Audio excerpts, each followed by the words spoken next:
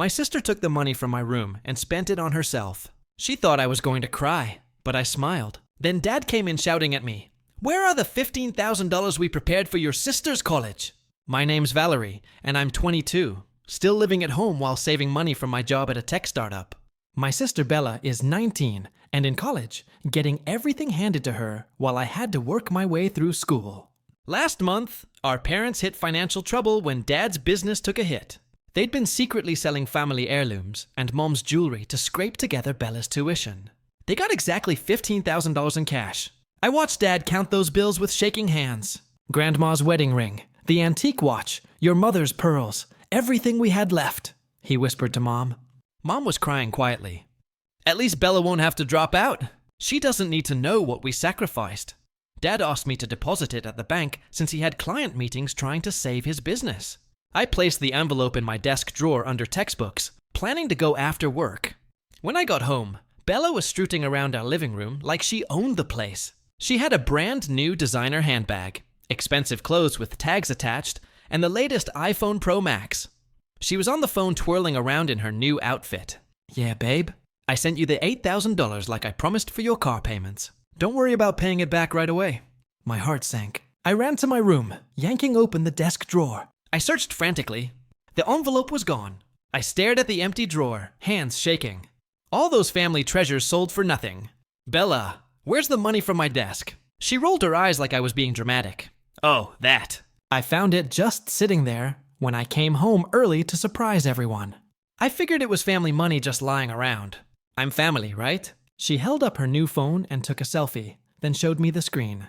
"You should see your face right now. You look absolutely insane.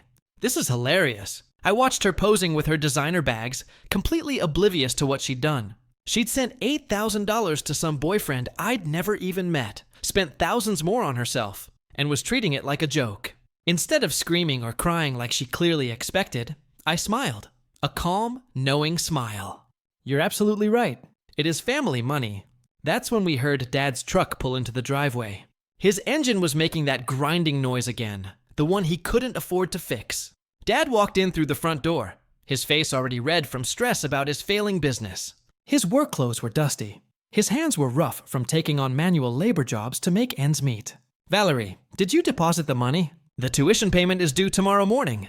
And he stopped mid-sentence, his eyes landing on Bella's shopping bag scattered across the living room floor. His gaze moved from the designer handbag to her new clothes to the phone in her hand. I could see him trying to process what he was seeing. "Dad," I said calmly. "Bella found the $15,000 and spent it all today." The color drained completely from his face. His hand started trembling. "That was your sister's college tuition," he whispered. "We sold your grandmother's ring, my father's watch, your mother's pearls, everything we had left." Bella's smug expression melted away instantly. "Wait, what college money? What rings?" Dad's voice cracked. "You're not going back to school next semester."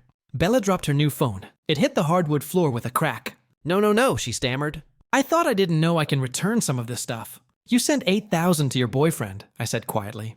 "I heard you on the phone." Mom walked in, wearing hospital scrubs from her double shift. She looked at Bella's outfit.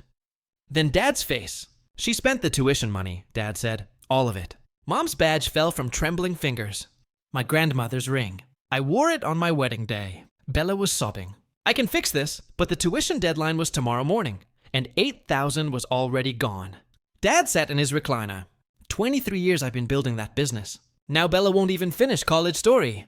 My fiancé just told me she's engaged to someone else. I'm lost. Not sure where to start with this mess, but I need to get it out somewhere. Throwaway for obvious reasons. Been with Kayla for 4 years, living together for 2. We got engaged back in February. Nothing fancy, but I saved up for months for a decent ring. She wanted a church wedding next fall, and honestly, I was excited about it. Both our families were supportive. Her mom already started planning the whole 9 yards. I work as a union electrician here in Columbus. Been pulling extra shifts since the engagement to build up our wedding fund. Kayla's a physical therapist at one of those sports medicine places downtown. We had a solid thing going. Shared a duplex near German Village. Talked about kids someday. The usual stuff couples plan for. Last Tuesday night changed everything. I was watching the game after a long day on a commercial job, and Kayla came home acting weird, like nervous weird. Sat down next to me and started with, We need to talk. You know that feeling when your stomach just drops? Yeah. She sat down on the edge of the couch, hands folded in her lap. Wouldn't look directly at me. I ran into Hunter a few weeks ago. She started. You remember from high school? Yeah, I remember. I mute the TV. What about him? We've been talking since March. She was picking at her fingernails now. Just catching up at first, you know. Coffee, lunch, old friends reconnecting. I felt something cold settle in my stomach. Kayla, what are you telling me? He proposed 3 days ago. The words came out in a rush, and I said yes. For a second, I thought I'd heard wrong. I was staring at her. She still wasn't looking at me, and I could see my ring still sitting on her finger while she was telling me she was engaged to someone else. You said yes. My voice sounded weird, like it was coming from someone else to another guy's proposal. It just happened. Noah, we have so much history, and it felt like fate, you know? Like we were meant to find each other again. She finally looked up at me, and there were tears in her eyes. But she also got this almost excited expression, like she was expecting me to be happy for her. I looked down at her hands. Take off my ring. What? Take off my ring right now. I stood up, and she actually leaned back like I might hit her or something. You don't get to wear my ring while you're engaged to someone else. Noah, wait. Let me explain. Explain what? You've been cheating on me for months, and now you're engaged to him. What's left to explain? I wasn't cheating. We were just talking until when? Until he put a ring on your finger. I could hear my voice getting louder, but I couldn't help it. Jesus Christ, Kayla. The ring. Take it off. Her hands were shaking as she twisted it off. She held it out to me. 4 months of overtime shifts to pay for that thing. I need you to pack a bag and leave, I said, taking the ring. Tonight, give me an hour to go for a drive, and when I come back, I want you gone. Noah, please. Can we just talk about this?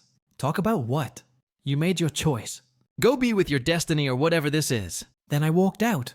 Her family's been blowing up my phone since her mom texted me yesterday, saying I should be happy for Kayla's destiny and that true love finds a way.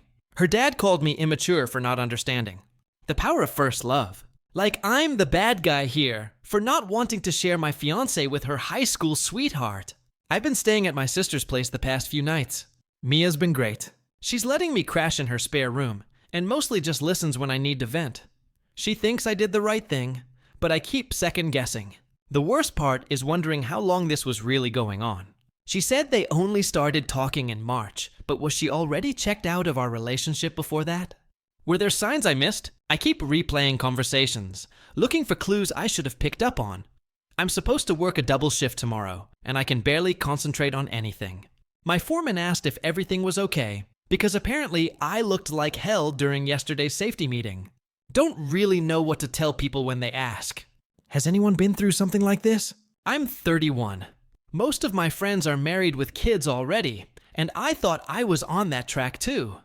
Now I'm crashing at my sister's house, feeling like I'm back in college or something. Sorry for the novel. Just needed to get this out somewhere people might understand. Edit. Thanks everyone for the support. Reading these comments is helping more than you know. To answer some common questions. Yes, I'm keeping the ring. Paid for it? Might as well get something back. And no, I haven't talked to her since Tuesday. Blocked her number after her family started their guilt trip campaign. A few people asked about the timeline.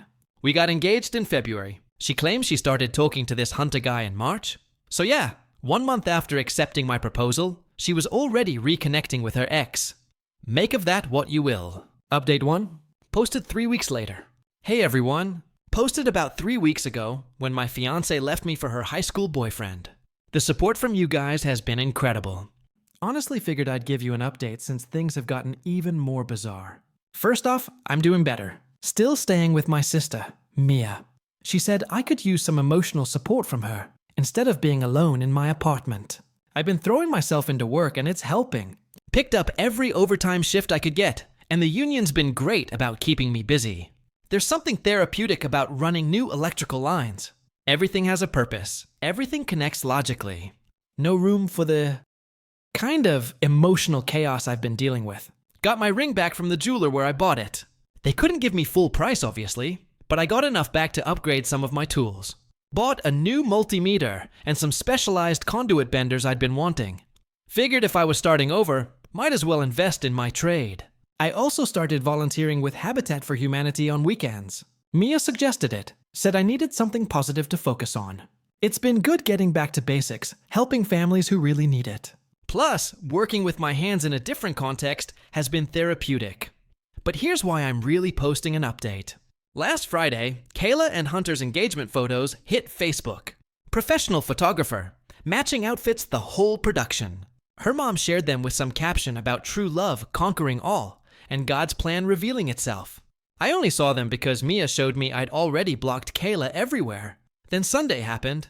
I was getting ready to head to a habitat build when my phone buzzed with a text from a number I didn't recognize. It was Kayla using someone else's phone. The message was basically asking if I could help her out with a few thousand to secure their wedding venue. Apparently, Hunter was having some cash flow issues with his construction business, and they were about to lose their deposit on some fancy place. But wait, it got better. She also asked if I could put my name on a rental agreement for their lighting setup, because I could get a union discount through the IBEDW, you know? Use my professional connections to help finance the wedding to replace me. The freaking audacity. I screenshot the messages and sent them to Mia before responding. Wanted someone else to see this in case I was losing my mind. Mia confirmed that yes, this was as insane as I thought. I texted back, no, find another way. You have a fiancé and both your families supporting this destiny. Figure it out. Then I blocked that number too. But she didn't stop there. Tuesday night, different number, another message. This time, it was all about how I'm a good person and how she knows I'd want to help because that's who I am. Like she's doing me a favor by giving me the chance to fund her new life. The messages kept coming. Different numbers, same basic request. Sometimes it was about the venue deposit. Sometimes about catering. Once about needing help with vendor contracts because Hunter's credit wasn't great. Always framed, like I should be grateful for the opportunity to be involved. At some point, I lost track of how many numbers I'd had to block. My sister thought I should respond one more time, make it crystal clear that this stopped. Now, she helped me draft something professional, but firm. Sent it Thursday. I will not be providing financial assistance or professional services for your wedding. Do not contact me again through any method, or I will take legal action. I wish you well, but we're done. The thing that really gets me is how she's positioning this. Like I'm being unreasonable for not wanting to help plan and pay for the wedding that ended our relationship. Her family's messages all have the same tone. Like I'm being petty and small-minded for not embracing this beautiful development in her life. I've been keeping records of all the contact attempts. Mia suggested it. Said if this escalates, I might need them. Really hoping it doesn't come to that. But her behavior has been so far outside normal that I'm not sure what to expect anymore. Work's been my saving grace through all this. There's something clean about electrical problems. They have solutions. They follow logic. You fix them and move on. I got promoted to a lead position on a big hospital renovation project. Good pay, good crew keeps my mind busy. The habitat volunteering has been great too. Met some solid people there. Folks who have been through real hardship and come out stronger. Puts this whole situation in perspective. One of the regular volunteers, this woman Harper, who coordinates the program, mentioned they always need people with electrical skills. It's nice feeling useful again. Still processing everything, but I'm getting there. Some days are harder than others, but I'm starting to see this as dodging a bullet rather than losing something. If someone can throw away 4 years that easily, they were never really committed in the first place. Edit. Yes, I'm keeping screenshots of everything. And yes, I realize how insane this all sounds. Trust me, living it is even weirder than reading about it. Update 2 posted 6 months later. Hey Reddit, I'm back again, and I have some update for you guys. 6 months of silence from Kayla and her family. I'd actually started to think the whole thing was behind me. Work's been great. Finished that hospital project I mentioned. Got another promotion. Now I'm training apprentices. The habitat volunteering turned into something more serious too. Harper, the program coordinator I mentioned, and I started grabbing coffee after build days. Nothing rushed, nothing dramatic, just 2 adults getting to know each other. She knew about my situation, but didn't make it weird or try to fix me. Refreshing as hell.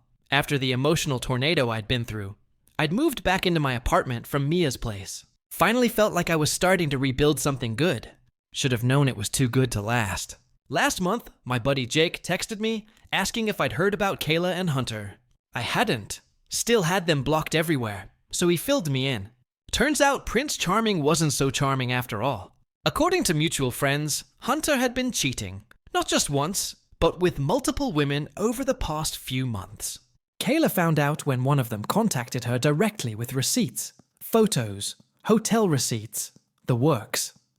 When she confronted him, things got ugly fast, like neighbors calling the police ugly. She ended up with a bruise on her arm and a police report. Jake said she moved back in with her parents, and the engagement was off. The whole destiny narrative her family had been pushing collapsed overnight. Suddenly, their golden boy wasn't looking so golden.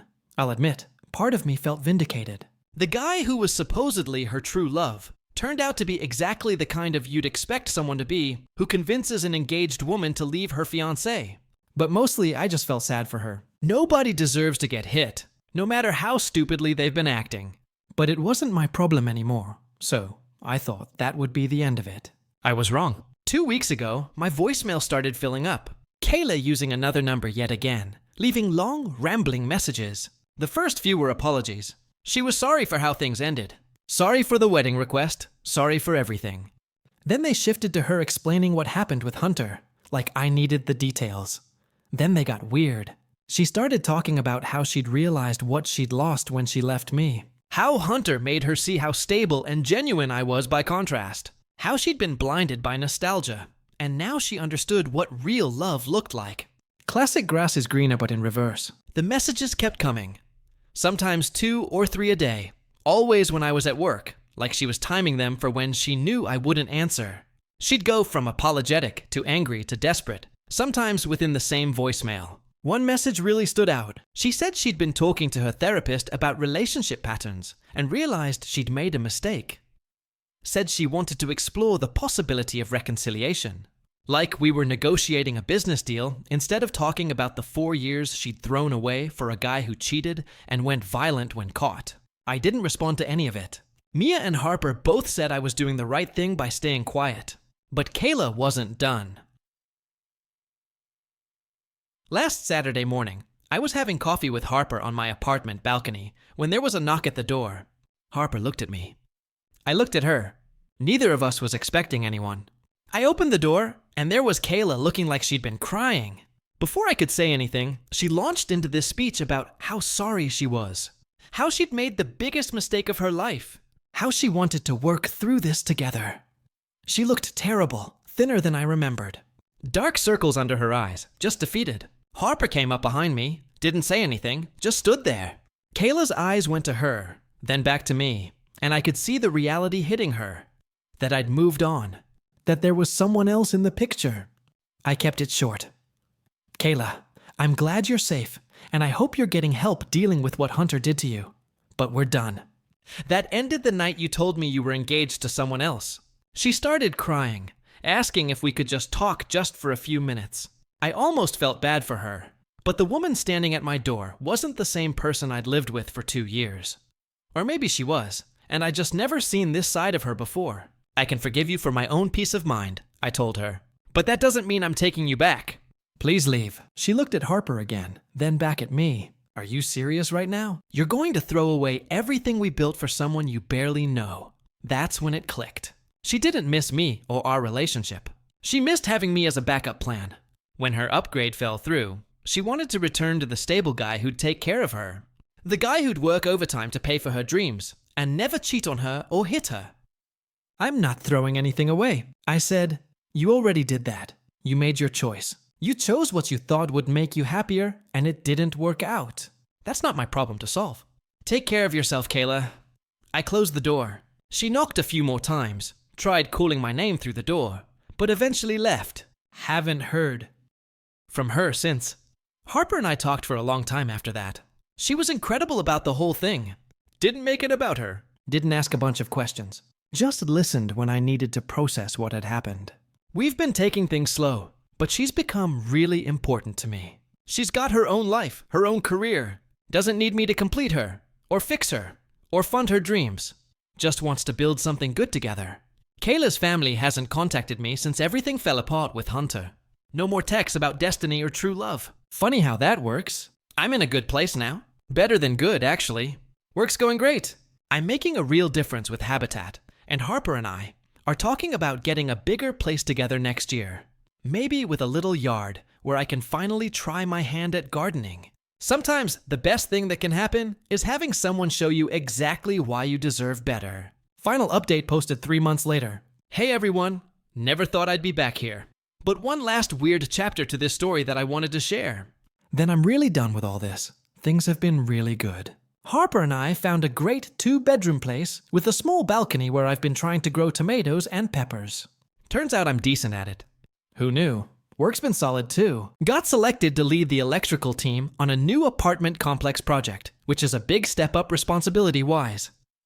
The apprentices I'm training are good kids. Reminds me why I love this trade. But last weekend, one final visit from the past. Saturday morning, Harper and I were having breakfast when there was a knock at the door. I looked through the peephole and saw Kayla with an older woman I recognized as her mother. My stomach literally dropped. I'd hoped we were past all this. Harper saw my face and asked if I wanted her to answer the door. That's one of the things I love about her. She doesn't try to control situations, just offers support and lets me decide how to handle things. I opened the door and Kayla's mom immediately started talking. Something about how they'd both done a lot of soul searching and wanted to clear the air. Kayla looked better than she had a few months ago, healthier, like she'd been taking care of herself. But there was still something desperate in her eyes. Noah, her mom said, Kayla has something she wants to tell you. Kayla stepped forward and started what sounded like a rehearsed speech. She talked about therapy, about recognizing her patterns, about understanding now what she'd thrown away, according to her. She'd already checked out of her relationship with Hunter, even before finding out about the affairs, even before he hit her. By then, she had already realized her mistake. Standard stuff. Then came the ask. She wanted to know if I'd be willing to start fresh, not get back together immediately, but maybe grab coffee sometime and see if there was still something worth saving. Her mom jumped in to say how Kayla had grown so much and learned to appreciate stability. Harper was in the kitchen close enough to hear, but giving me space to handle it. I could feel her presence, but she wasn't hovering or trying to insert herself into the conversation. I looked at Kayla for a long moment, then at her mom. I'm going to be completely honest with both of you, I said. Kayla, you didn't realize what we had was special. You realized the new guy didn't work out, and you wanted to come back to your backup plan. There's a difference.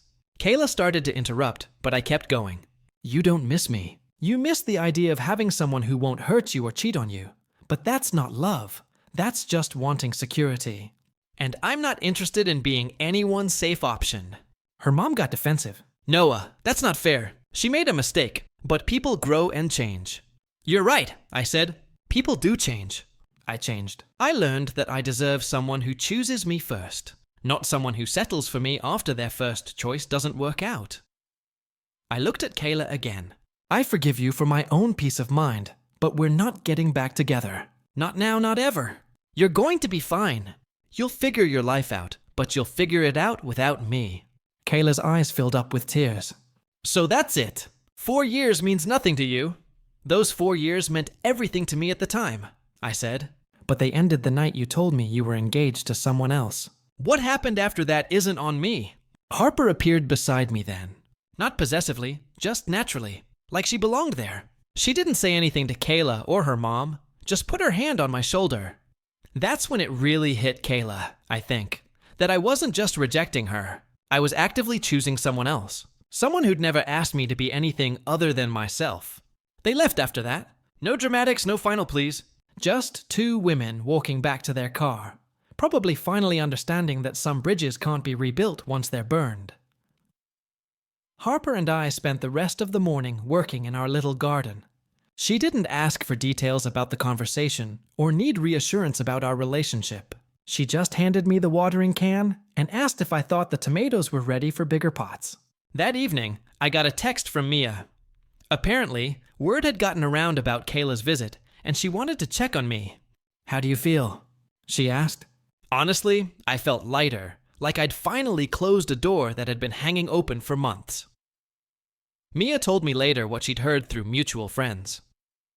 Apparently, Kayla's whole social circle had turned pretty cold after everything came out. People don't like being made to look foolish, and a lot of them had defended her true love story publicly. Her family went quiet on social media after months of posting about destiny and God's plan. Her mom, who'd been so vocal about Kayla's growth and lessons learned, stopped showing up to community events where she might run into people who knew the whole story. Kayla ended up moving to Cincinnati for a fresh start. New job, new apartment, new everything. Sometimes that's what it takes when you've burned through all your credibility in one place. A few days later, Harper and I were talking about getting a dog. Nothing crazy, just a medium-sized mutt from the shelter. Maybe something good with kids, since we both volunteer with Habitat, and there are always families around. The conversation was easy, natural, full of possibilities instead of complications. That's where I'm at now, building a life that feels like home, with someone who wants to build it with me. No drama, no second guessing, no wondering if I'm someone's first choice or backup plan. Thanks to everyone who followed this story from the beginning. Time to close this throwaway account and focus on the good stuff that's ahead.